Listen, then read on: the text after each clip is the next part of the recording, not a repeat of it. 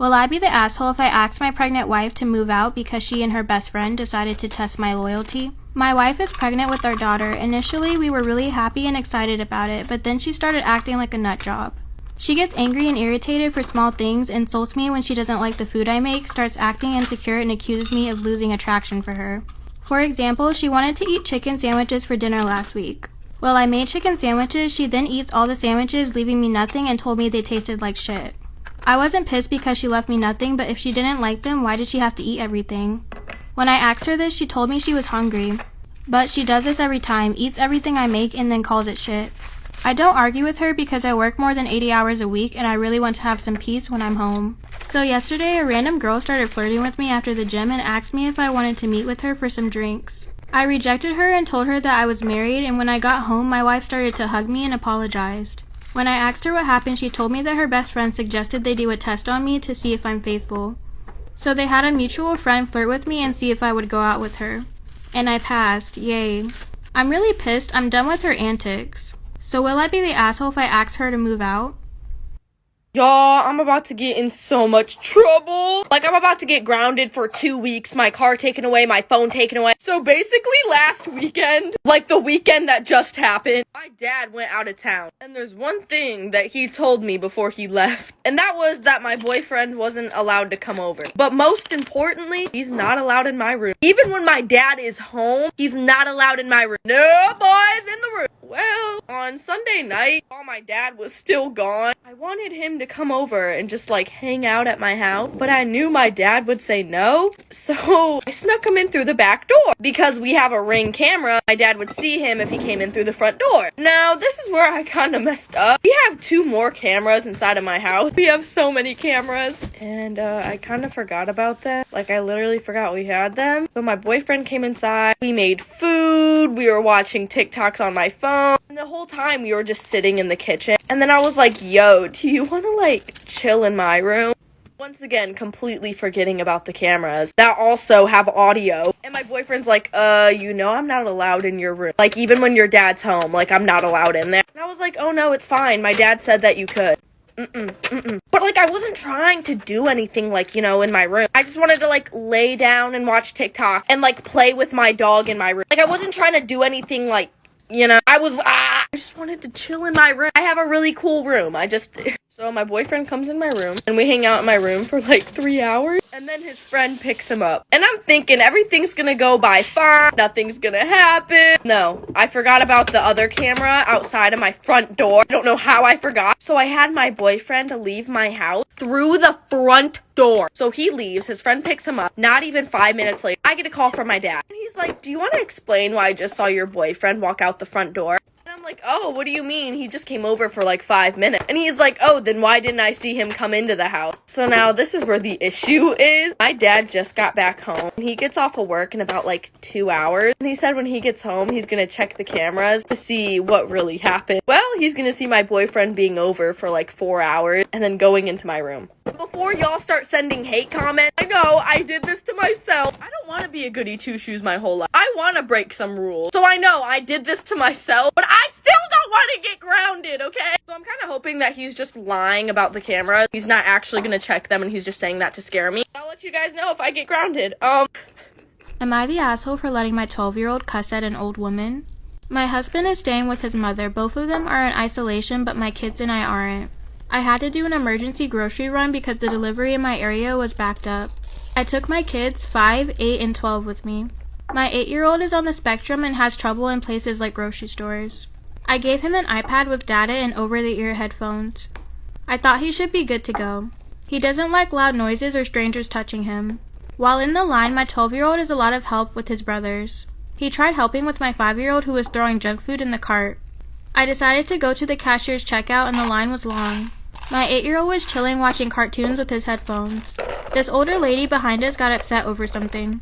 I ignored her, but my 12-year-old grabbed me and said, I think we have an issue. The lady started going on about kids today and technology. She then tried to get my 8-year-old's attention. She told me my kids were rude because they were ignoring her. She then tapped my 8-year-old and I pulled him aside. He looked up from his iPad and took his headphones off to see if something was wrong. I tried to get his headphones back on, but the older woman started talking to him. She started scolding him loudly in the middle of the store. He He then started crying, the first sign of a meltdown. My 12-year-old turned to the old woman and said, "You stupid bitch, he's autistic." She then went to talk to security and started making a scene about my kids. I had a full cart of food there but started to leave. Security tried to stop me, but I told them I had to get my 8-year-old to the car. My 12-year-old talked to them and told them what happened. Scary story time about how my stalker of 5 years ended up being somebody very close to me. And they also essayed me. Disclaimer, this is not my story time, send me on Instagram. I'm now in my late 30s, married and pregnant. This all started happening when I graduated from college. My senior year of college was super traumatizing. I started receiving threatening, scary messages on Facebook. I told the dean of the school and my teachers, and they tried to help me but couldn't find the person. In the messages, they would say that if they ever saw me walking by myself that I needed to be careful, and that they would hurt me if they ever saw me with other men. This made me become isolated. I was afraid to go anywhere but class. When my parents found out, they insisted I move back home but finish college. After I moved back home, everything calmed down. I stopped getting the messages and it was an instant relief. While I was in college, I had made several friends. They all worried about me and constantly looked after me. The boys in my friend group would walk me to and from class. Anytime I went to the library or run errands, my girlfriends would come with me. So after I moved back home, they would all come to visit me. My parents were super grateful to them for taking care of me and giving me their time. After finally graduating college, I thought the nightmare was over, but it was far from over.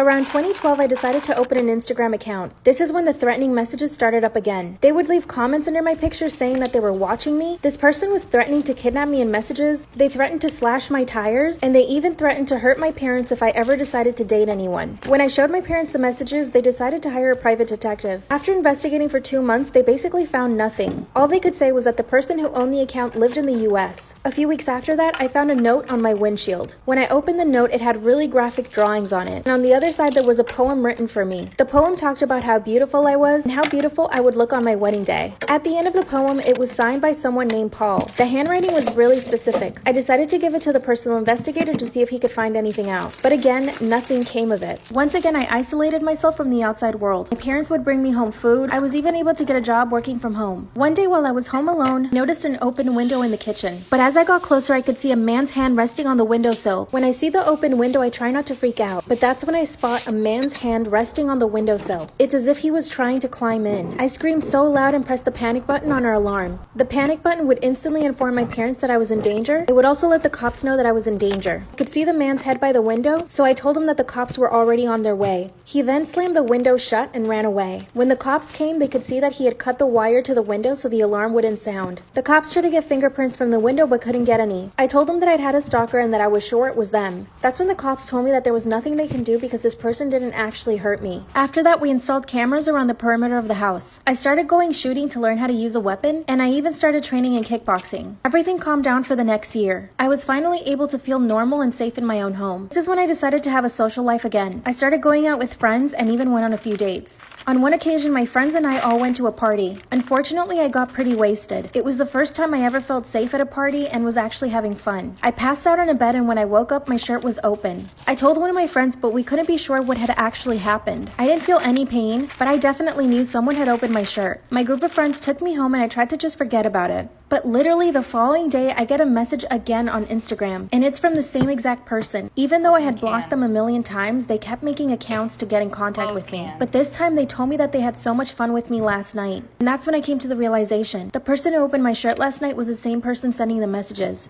I mean, how could they know that any of this happened? Then he sent me the scariest picture. It was me at the party, passed out on my bed. After they sent me the picture of me passed out on the bed with my shirt open, I realized that I must have known this person, and that they had been hiding underneath my nose the entire time. When I asked my friends if they saw anything weird at the party, they all said no, and there was no way to find out where the picture came from. After I blocked the person once again, I didn't get messages for a few months. During that time, 2 of my friends got married. They had been boyfriend and girlfriend throughout all our time in college, and they were the ones that would take care of me along with our other friends.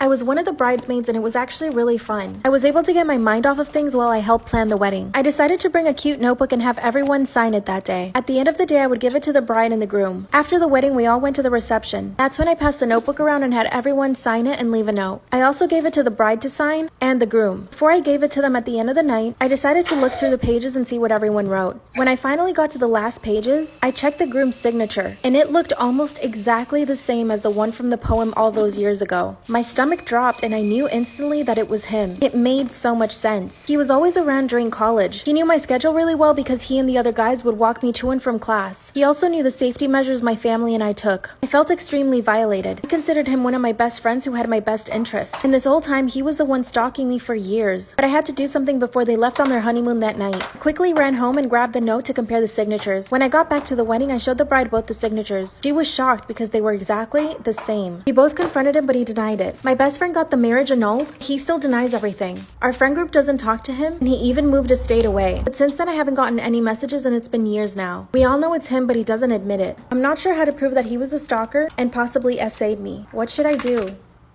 Am I the asshole for moving out, taking all my stuff, and not telling my roommates?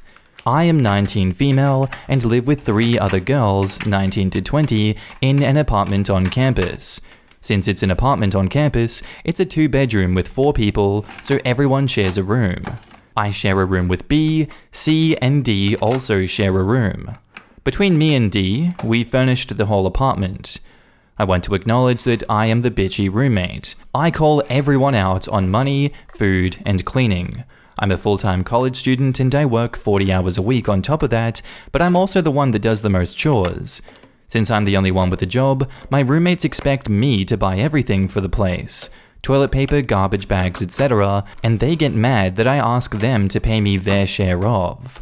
I really enjoy cooking, and it's a huge stress relief for me. For the first month of the semester, we did group groceries and group meals. It was cheaper, and we would be getting better meals. I figured out we could get 2 weeks worth of meals for around $30 to $40 each every 2 weeks. I make the grocery list and cook the meals. After about a month, B and C said they don't want to do group groceries anymore because it's too expensive. I now cook meals for me and D, we shop together and split the cost 50-50. I'm cooking food for me and D still, B and C expect me to make them food. I told them they didn't pay for food, so I'm not making them any. So now they go out to eat and get takeout every night, then complain that they don't have any money. B has a boyfriend. He comes over and spends the night too. I share a room with B. I've asked her to let me know before he comes over. She did for a month, but now she tells no one. He comes over and takes naps in her bed when she's not in the room and I'm trying to do homework. I've asked her not to have him spend the night if I'm intoxicated due to trauma. I woke up after drinking and he was in the room asleep without her. So I did not fall back asleep and was not happy. He comes over all the time now and she doesn't let us know. I'll jump in the shower in the morning when I walk back to my room in just a towel and he'll be sitting on her bed while I try to get dressed. I'm in therapy and because of the pandemic, it's virtual, so I do it from my own room. I can't help it if there is people home, but I've recently figured out that they've been listening to my therapy sessions. I'll talk about things in that session that I don't talk about with anyone else, but somehow C and B will bring it up later that night if it's something about the apartment and them. When I move out, they will have absolutely nothing in the apartment. No pots or pans, couch, a coffee table, a TV stand, all decorations, etc. I already cancelled my housing contract for next semester. It isn't going to be worth $2,000 for me. So I left for 2 weeks, packed up most of my stuff, and then left with it. I only told D that I was leaving for 2 weeks, so B and C have no idea where I am or most of my stuff, and honestly, I'm fine with it. Am I the asshole? Am I the asshole for yelling at my son to stop taking my crap? I, 35 female, have a son, 12 male, who's getting on my nerves. Last year I bought these super comfortable rainbow sandals to wear around the house, as we have cold tiles, and it took me over a month to break into them. They are these flip-flops that are tied at first around the strap, but after wearing them for a while, your feet imprint into the leather and they become really comfortable. Once I broke into them, my son started trying them on. He liked them and started wearing them frequently. I offered to buy him a pair, but he refused. He likes mine and would only wear mine. At first I didn't care too much, so I bought another pair for myself and moved on. A few more months go by and he abandons them and takes my new pair. At this point I'm furious because I can't even wear my old pair since he stretched them out. I confronted him and sort of yelled at him. They're expensive and this was getting annoying. He said that I'm being favoring towards his sister because I let her wear them, even though she barely ever wears them herself and doesn't stretch them out. I don't understand why he has to wear mine. Am I the asshole? So the most terrifying thing about the Sally house is that nobody really knows if it's being haunted by a ghost or a demon. The Sally house, located in Atchison, Kansas, has a lengthy history of just terrifying owners, and has also been the source of 2 separate BuzzFeed Unsolves. And I really think that we should all go there ourselves. But first, let's get into the backstory. The Sally house was built between 1867 and 1871. It was built for Michael C. Finney and his family. This included his wife Kate and his 3 kids, James, Agnes, and Charles. And altogether, they lived in the basement while this was being built. But in the year 1872, Michael ended up passing away in the home. And years later, in 1906, his daughter Agnes moved back into the home. She got married to an engineer named William True, and in 1913, he also passed away in the home. Agnes passed away next in 1939. After this, several families moved in and out of the residence, and there wasn't a whole lot of incidents. But this all changed on December 31st of 1992 when the Pickmans moved in. Tony and Deborah Pickman, who were a newlywed couple and expecting their first child, had no idea what. So when Tony and Deborah Pickman were moving into the new house, their dog, who was normally very calm, would start to freak out a lot. And to give a little bit of timeline, about January through June of 1993, they would experience things such as lights flickering, cold spots around the home, landline calls dropped, pretty typical haunting stuff. But this honestly seems just common for a home built in the 1800s. Tony had even joked about there being a ghost. Well, in June of 1993, their baby arrived. And this is when things went from a little spooky to terrifying. Electronic toys would turn on and off, the wind-up mobile above his crib would just randomly go off, and he would wake up almost every hour of the night. Deborah describing it as if someone was wanting to play with him. A neighbor actually ended up coming to them and asking them why they left their nursery light on throughout the night, when in reality their son had just been sleeping in their bedroom, so they weren't even in there turning on the light. Deborah's sister ended up coming into town to help with the baby, and she asked why all the baby's toys were on the floor arranged in a circle with backs facing each. When the Pickmans came up to check in the nursery, they put all the toys back where they came from. They left, turned off the lights, and when they came back to check, they found both the lights on and one of the bears lying flat on his back, just to put the bear back on the chair, and found it on the floor again later. Tony's brother Greg ended up coming over with a camera and asked the spirit if it wanted its picture taken. He snapped a picture of the bear in the nursery, and apparently the bear spun around before their eyes. The grown men were panicked. They were freaked out, ready to leave the house. Deborah was packing up all their stuff while Tony strapped the baby in the carrier. And as he was leaning down to do this, he felt this sharp pain in his back. But because their priority was to get out of there, they didn't look at his back until they got to Tony's parents. Deborah picked up his shirt and he had 3 large scratch marks. So they decided to call psychic Barbara Connor. She came and told the family that the house was being haunted by a girl named Sally. She concluded that she was childish and bratty, but mostly harmless. She'd light candles to show that she was friendly, but she said that Deborah needed to be firm with her. But the reality was far worse. So there was 2 times Sally made herself known. On October 31st of 1993, Tony came home from work on Halloween and turned around to see a little girl standing in his kitchen. She was in church clothes and he realized he could see through her. And he made the connection that this was probably Sally. Previous owners to the house came to the Pickmans and said that their 5-year-old daughter had an imaginary friend named Sally the entire time she was living there. She would be scolded for doing something and she would blame Sally for it, saying that I didn't do that, Sally did, or Sally told me to do that. A photo was made of what Tony had saw and the girl confirmed that that was a Sally from her youth. But the next time Tony saw Sally, it was a horrible nightmare. He woke up to her reaching for him, but he kept finding back and she ended up turning into something that looked more like an animal. It had rotting flesh, worms crawling through it, and it growled at him. Incidences kept happening years after they moved out. Another family moved in and the woman used it for demonic worship, making everything worse. But I'm curious and want to go visit it. My boyfriend and I are on a road trip to the Sally house. Go watch the vlog on my YouTube. Nobody can take the pain away. Everything is falling down, so I'm running from this place. Nobody can save me now. Nobody can take the pain away. Everything is falling down, so this is my escape.